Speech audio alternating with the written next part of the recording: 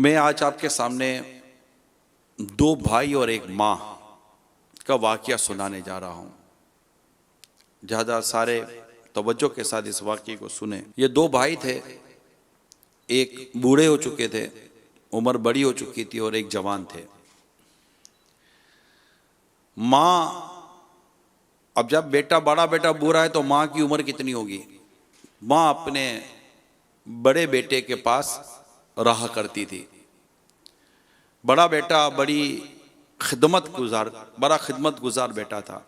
माँ का इताअत गुजार था, फरमा बरदार था, माँ की खुशी, माँ की रिज़ा, और यूँ कहें कि माँ से मोहब्बत करता था। एक तो खिदमत तो है, लेकिन एक साथ साथ मोहब्बत होती है, ताल्लुक़ होता है, एक बड़ी अटैचमेंट होती है, बड़ी ज़बरदस्त अटैचमेंट हो जाती है, और उसका उसकी एक अपनी फीलिंग है उस अटैचमेंट की। तो बड़े बेटे को कुछ इसी तरह की अपनी माँ के साथ अटैचमेंट थी, और खिदमत का सिलसिला जारी था। एक दिन दूसरे शहर से बेटा घर आया, जो छोटा बेटा था, यानी उसका छोटा भाई। वो घर आकर कहने लगा, भाईजान अल्लाह आपको जज़ाए खैर अता फरमाए, आप माशाल्लाह अम्मी जान की बड़ी खिदमत करते हैं, और वाकई मैं देखता हूँ कि आपने बड़ी खिदमत की है, मोहब्बत करते हैं आप अम्मी जान से। मगर अब भाईजान आपकी उम्र बड़ी हो गई है, आप भी बूढ़े हो गए हैं, ज़रूरत इस बात की कि आपके बच्चे आपकी खिदमत करें। अब इस उम्र में माँ की, और माँ भी इतनी बड़ी उम्र की, तो ये आसान नहीं है। मेरी दरख्वास्त है कि मैं माँ को अपने साथ ले जाता हूँ। मुझे भी बड़ी तमन्ना है कि मैं भी माँ की खिदमत करूँ, मैं भी सवाब कमाऊँ, मुझे भी मेरी माँ से बहुत मोहब्बत है, वगैरह वगैरह। बड़े भाई ने कहा कि आप मुझसे मेरे बुढ़ापे में इतना बड़ा सवाब का और इतनी बड़ी नेकी का वो जो ज़रिया है वो छीनना चाहते हो? मैं माँ को नहीं दूंगा, माँ मेरे पास रहेगी, मैं कर सकता हूँ। अल्हम्दुलिल्लाह, मुझ में हिम्मत है, मुझ में ताकत है, मुझ में सलाहियत है, अल्लाह का शुक्र है। आप यूँ ना समझो कि मैं कोई सब बूढ़ा हो गया और मैं अब नहीं कर सकूँगा, मैं करूँगा। छोटे भाई ने कहा, भाईजान आपके जज्बे बहुत अच्छे हैं, लेकिन मैं माँ को लेके जा रहा हूँ। यूं दोनों में माँ के ताल्लुक से बहस छिड़ गई।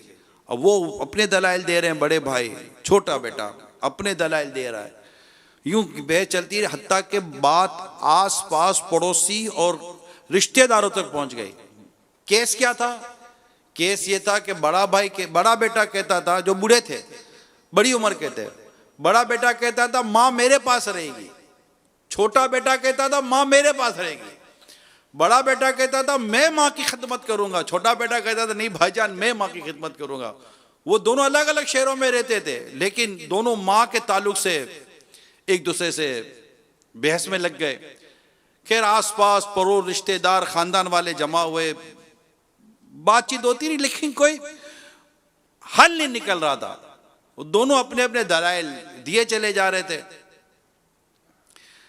हत्ता के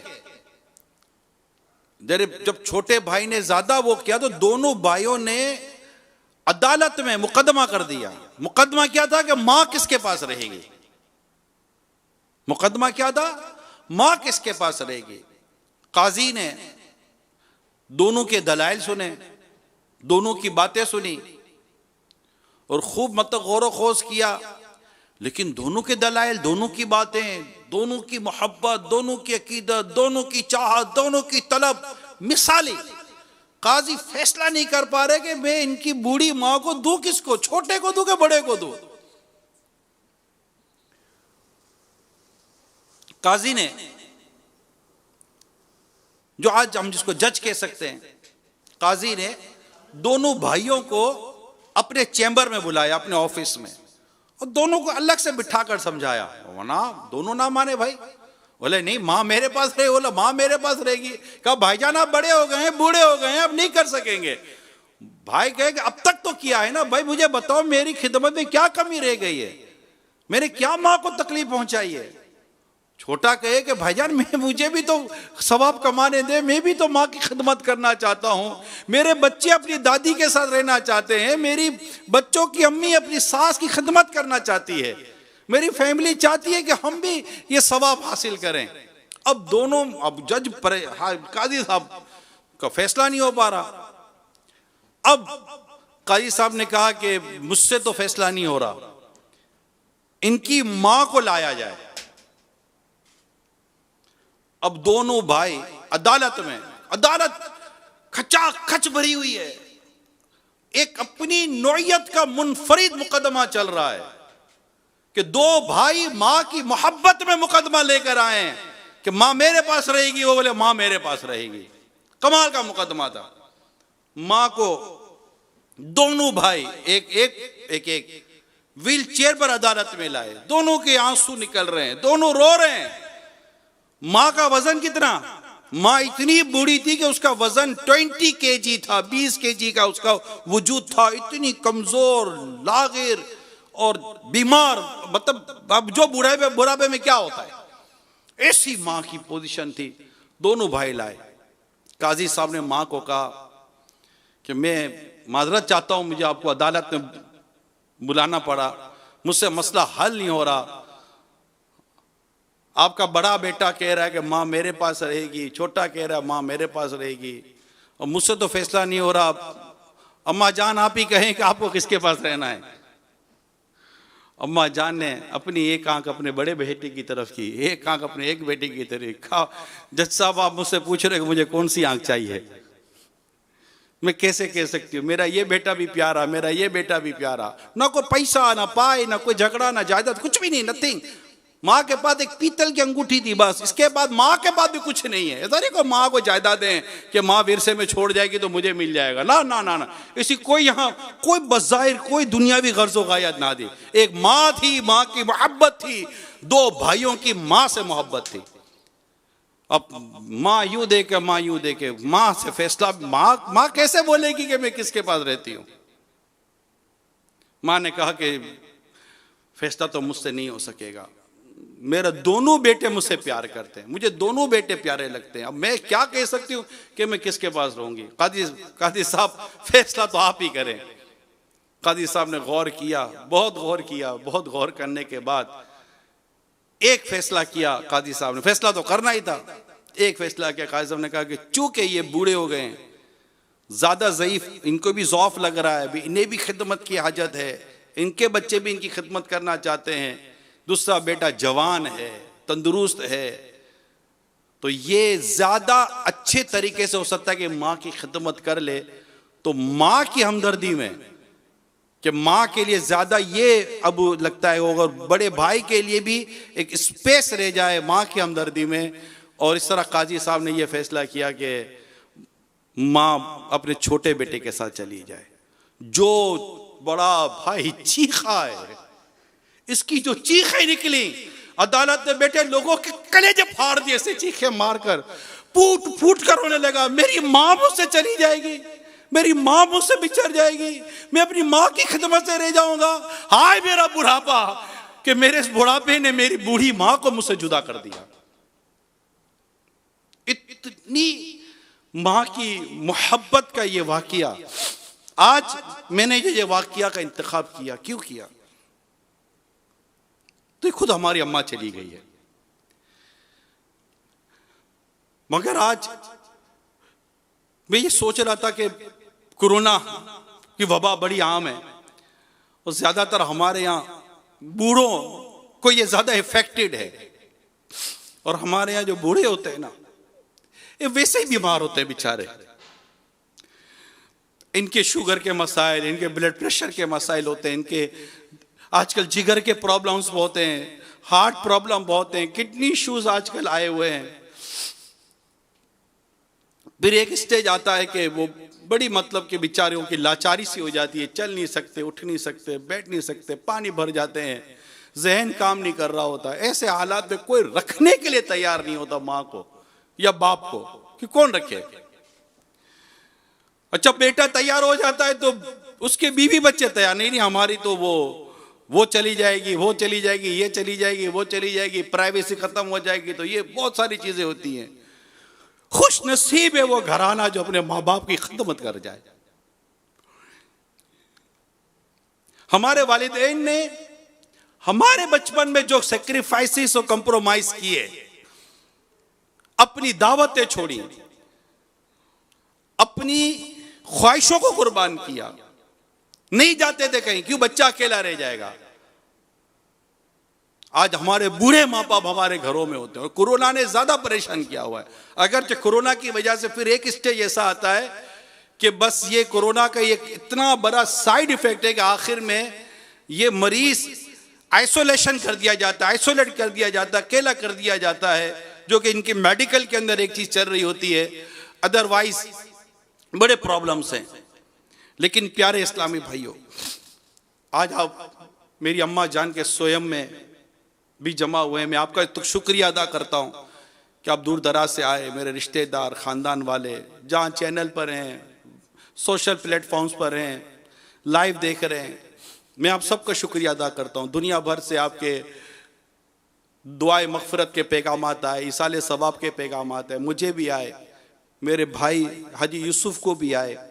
अगरचे हम दोनों खालाजाद भाई ही कहलाएंगे, लेकिन जाहिर है कि वो रहे एक साथ, पले बड़े एक साथ है। जब मेरी उम्र 10 साल की थी जब वो उनकी विलादत हुई, जब 3 साल के थे तो इनके वालिद साहब चले गए, तो उस पर मेरी उम्र तकरीबन 13 साल की थी। उसके बाद हमारी अम्मा जान ने ही हमको पाला पोसा बड़ा किया, और आज आपके सामने जाना तो है सबको एक न एक दिन। अम्मा चूंकि बीमार थी, मेरी वालिदा भी बीमार थी, मेरी अम्मा भी बीमार थी, वालिद साहब भी बीमार थे, सब चले गए, बड़े भाई बीमार थे वो चले गए, पिछले दिनों मामू बीमार थे वो चले गए। तो यूं एक एक करके सब जाते हैं, लेकिन घर में बीमार हमारे बुजुर्ग, हमारे वालिदैन जो घर में बीमार हैं, इनको बीमारी में ये फीलिंग नहीं होनी चाहिए कि मैं अकेला हूं, मुझे कोई देखने वाला नहीं है, मुझे कोई पूछने वाला नहीं है। एक हॉस्पिटलाइज हो जाना, फिर हॉस्पिटलाइज हो जाने के बाद फिर वहां के प्रोटोकॉल्स की एक अलग डिटेल है, वो एक अलग डिटेल है। लेकिन मैक्सिमम हत्तल इम्कान हमें कोशिश करनी चाहिए कि आप और हम अपने वालिदैन को अपने घर में केयर करें, इनका ट्रीटमेंट घर में रखें और कोशिशें करते रहें, कहीं भी गिव अप ना करें, कहीं भी हाथ ना उठा दें कि नहीं बस यार बस। माँ बाप ने नहीं हाथ उठाया होता है, यार मैंने देखा है, यूके में गया हूँ, यूरोप में गया हूँ, यहाँ वहाँ बच्चे ज्यादा इफेक्टेड है, मुझे पता है, यूरोप और यूके के अंदर माजूर बच्चे बहुत हैं वहां पर, मगर मेरे देखा है कि माँ बाप उन्हें बिल्कुल ले लेकर इनकी उम्रें निकल गई, बच्चे 20-20 साल के हो गए। मैंने एक बेटे का वाकया पढ़ा है, 27 साल की उम्र में ये बेटा अपने बूढ़े बीमार बाप को हॉस्पिटल में एडमिट करने गया, हॉस्पिटल में एडमिट हुए और छोटे बेटे ने ये तहैया किया कि मैं अपने बाप की खिदमत करूंगा। खिदमत 2 दिन 2 माह 4 माह की नहीं थी, मैंने किताब में पढ़ा है तकरीबन 13 साल उनके बूढ़े बाप अस्पताल में रहे। 13 साल तक ये 27 साल का नौजवान बेटा 40 साल का हो गया, मगर इसने अस्पताल में अपने बाप की खिदमत की। 13 ईयर्स कंटिन्यू उसने अपने वालिद साहब की खिदमत की। अस्पताल पे चाहती थी, अलग लोग आगे निकल गए, कहां के कहां मामला निकल गया, उसे नहीं पता था कि अस्पताल के बाहर की जिंदगी कितनी बदल गई है। उसने 13 साल अपने बूढ़े बाप के लिए, अपने बूढ़े बाप की खिदमत के लिए, अपने बूढ़े बाप की यादत के लिए निकाल दी, खिदमत करी। हॉस्पिटल में रहे, हॉस्पिटल के बिल्स भी बनते हैं, मगर करते रहे खिदमत। कम है ऐसी औलाद, मगर है, मैं ये नहीं कहता। आज मेरा बयान है ऐसी औलादों के लिए, खिदमत के लिए, कि आज बीमारियां बढ़ गई है, महज पैसे देने से काम नहीं चलता, खिदमत करनी पड़ती है, बैठना पड़ता है। बल्कि मैं कहूं कि यह मौका मिलता है फैमिली को, पोतों को मौका मिलता है, नवासों को मौका मिलता है, बेटे को मौका मिलता है, बहू को मौका मिलता है। बेटियां बाद औक़ात शादी के बाद वो इतनी ज्यादा इसमें अपनी खिदमत अंजाम नहीं दे सकती, लेकिन जो पोते पोतियां जो घर में उसकी हैं उनको मौका मिलता है। अगर मर्द बीमार है बूढ़े तो उनके लिए, लड़कों के लिए ज्यादा चांसेस है। अगर माँ बीमार है बूढ़ी, उनके लिए, औरतों के लिए, बच्चियों के लिए ज्यादा चांसेस है। इसमें सवाब है, सवाब, खिदमत का सवाब।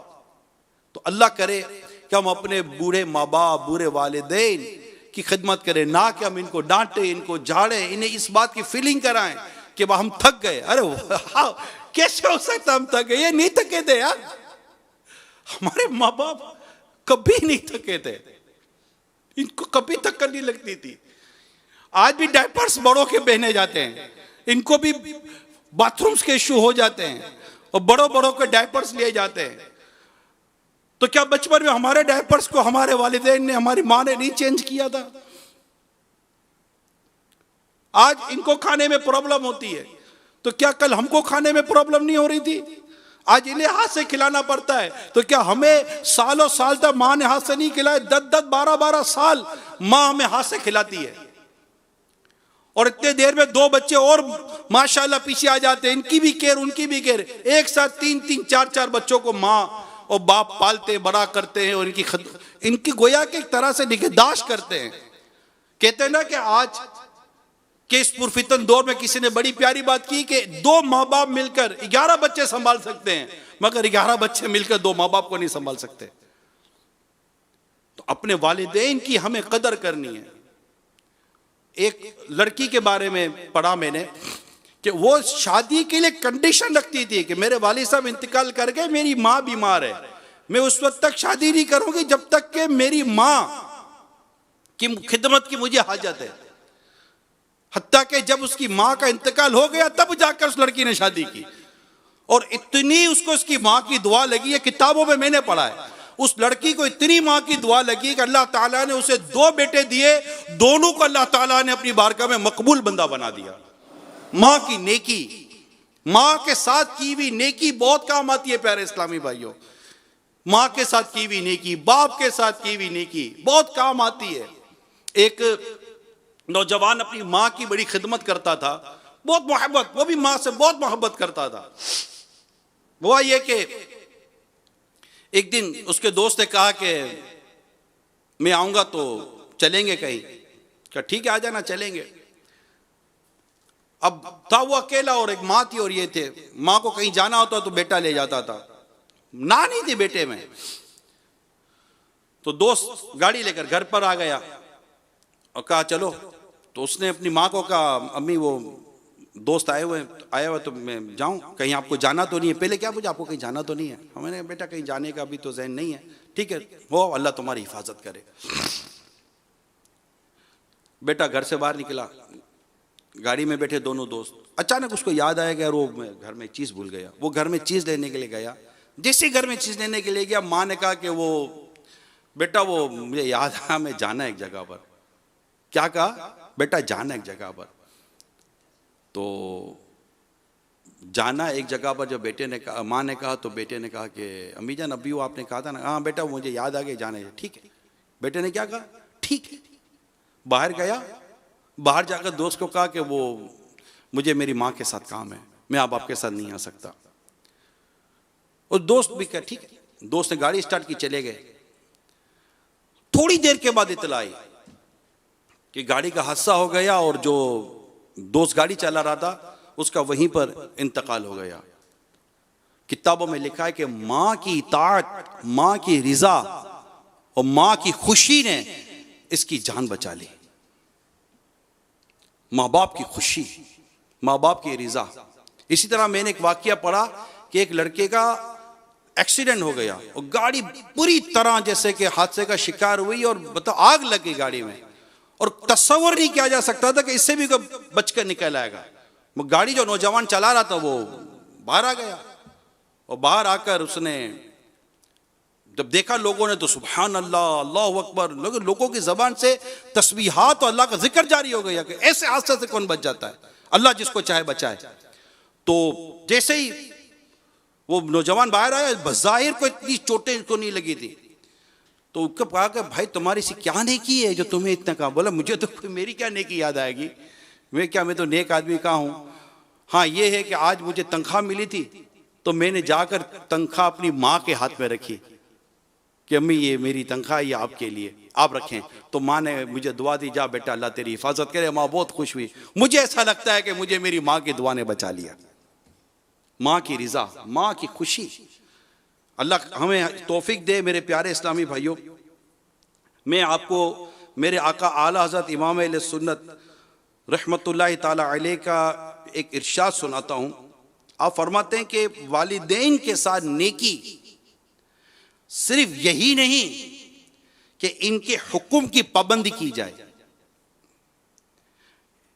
और इनकी मुखालिफत ना की जाए। सिर्फ यही नहीं, बल्कि इनके साथ नेकी ये भी है कि कोई ऐसा काम ना करे जो इनको नापसंद हो, अगरचे उसके लिए खास तौर पर उनका कोई हुक्म ना हो। इसलिए इनकी फर्मा बरदारी और इनको खुश रखना, आला हज़रत इमाम अहले सुन्नत लिखते हैं, इसलिए इनकी फर्मा बरदारी और उनको खुश रखना दोनों वाजिब है, और नाफरमानी और नाराज करना हराम है।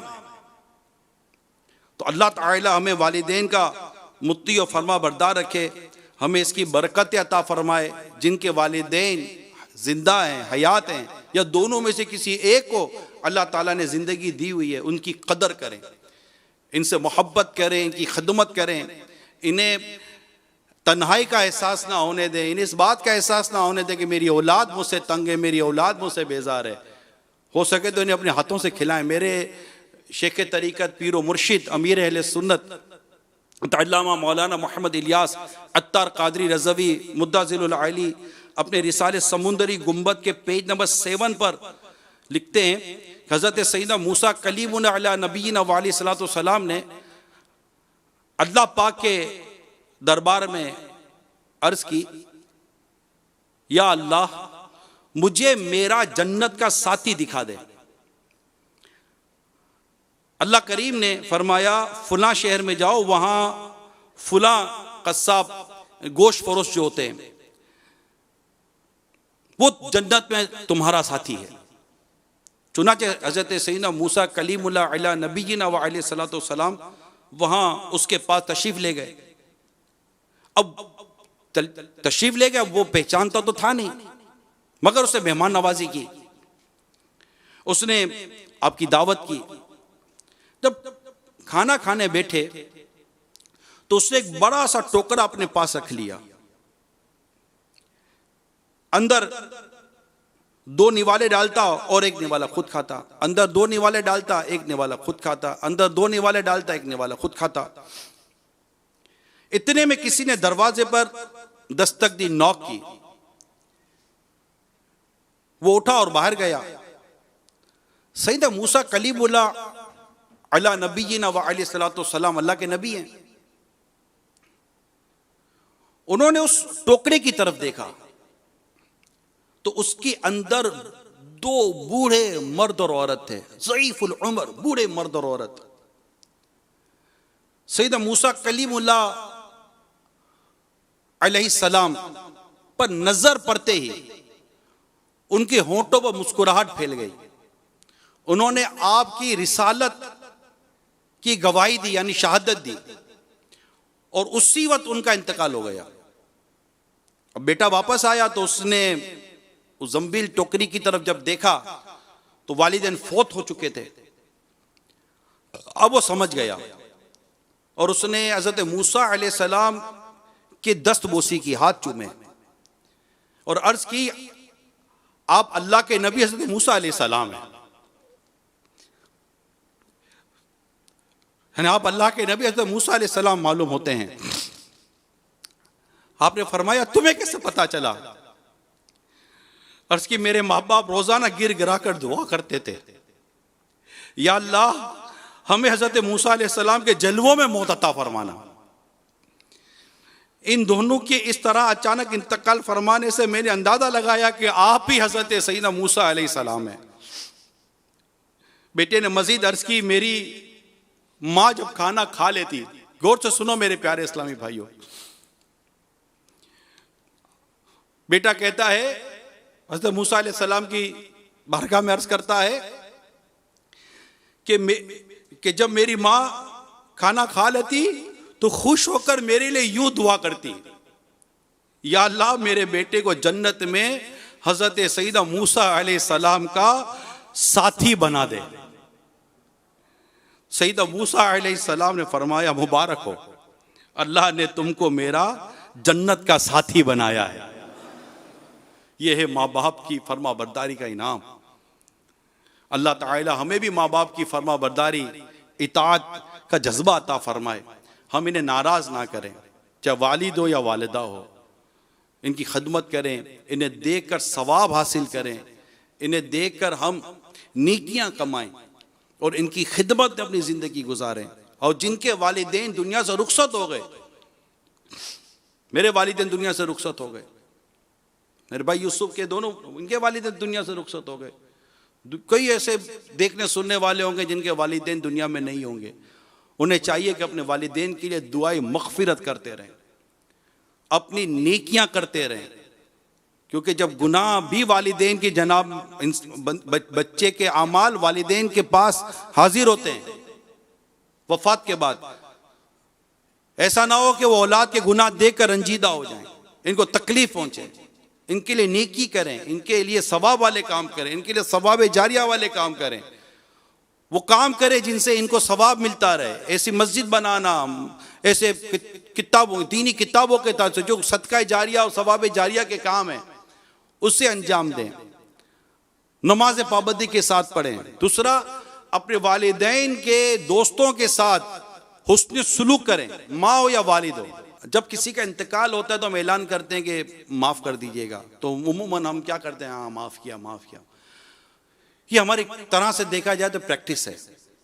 मेरी दरख्वास्त ये है, जब जनाजे पर आकर, मैयत पर आकर माफ़ करना ही है, मुंह देखकर आकर माफ़ करना ही है कि हमने आपको माफ़ किया, तो जीते जी माफ़ क्यों नहीं कर देते हो भाई?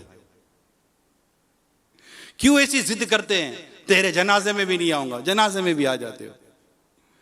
क्यों ऐसे ताल्लुकात कायम करते हैं कि जिसमें हमारी माफ़ी और दरगुजर के रास्ते ना हो? ऐसा नहीं करना चाहिए। अच्छा सुलूक करें, बल्कि अच्छा सुलूक रिश्तेदारी के साथ अच्छा सुलूक ये नहीं है कि उसने अच्छा किया तो आपने अच्छा किया, ये तो अदला बदला है। अच्छा सुलूक, सिले रहमी, हुस्न सुलूक ये है कि अगर उसने आपके साथ अच्छा नहीं किया तो आप उसके साथ अच्छा करें। हमारे साथ यही होता है कि उसने अच्छा नहीं किया, हम भी अच्छा नहीं करते। ऐसा नहीं होना चाहिए। हर एक के साथ अच्छा करें और उसके साथ सिले रहमी करें, हमदर्दी करें, अपने रिश्तेदारों का ख्याल रखें, इनके दोस्तों का ख्याल रखें। यही हमारी शरीयत, हमारे दीन और हमारे इस्लाम ने हमें समझाया है, बताया है, सिखाया है। रिश्तों को पहचानो, यहां तक समझाया कि रिश्तों को पहचानो। अगर तुम रिश्ते पहचानोगे नहीं तो इनके हक कैसे अदा करोगे? ननियाल और ददियाल दोनों के रिश्तों को पहचाना, ये हमारे बड़ों का काम है। हमारे बड़ों का काम है कि अपने बच्चों को ननियाल और ददियाल, माँ के घर से और बाप के घर से जो रिश्ते बनते इनकी पहचान कराएं, यानी खाला फूफी इनकी पहचान कराएं, चाचा मामू इनकी पहचान होती है। और खाला की तो बात ही कुछ हो रहे कि मेरे हदीस पढ़ी थी कि एक शख्स से बारगाह रिसालत में हाजिर होकर अर्ज की, हदीस बड़ी ईमान अफरोज है और इसमें खाला की मैं आपको एक अहमियत बयान करूंगा जो इस हदीस पाक को मैंने पढ़ा कि हदीस पाक में है, सल्लु अलल हबीब सल्लल्लाहु तआला अला मुहम्मद। हज़रत इब्न उमर रज़ियल्लाहु तआला अन्हु से रिवायत है कि एक शख्स ने नबी अकरम सल्लल्लाहु तआला अलैहि वसल्लम की खिदमत में हाजिर होकर अर्ज़ की, या रसूल अल्लाह सल्लल्लाहु तआला अलैहि वसल्लम, मैंने बहुत बड़ा गुनाह कर लिया है, तो क्या मेरी तौबा हो सकती है? फरमाया, क्या तेरी माँ है? अर्ज़ किया, नहीं। फरमाया, क्या तेरी कोई खाला है? अर्ज़ किया, हाँ। फरमाया, इससे अच्छा सुलूक करो। यहां खाला का जिक्र है खास तौर पर कि वो अदब में, ताज़ीम में, एहतराम के ताल्लुक से माँ की मिसल है।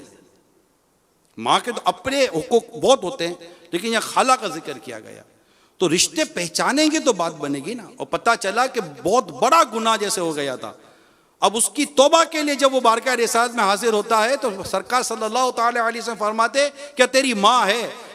शरा में लिखा है कि इस तरह गुनाह की मग़फ़िरत यानी तौबा होने का एक तरीका बताया जा रहा है कि इनके साथ नेकी करने से अल्लाह ने चाहा तो तुम्हारे साथ गुनाह माफ हो जाएंगे।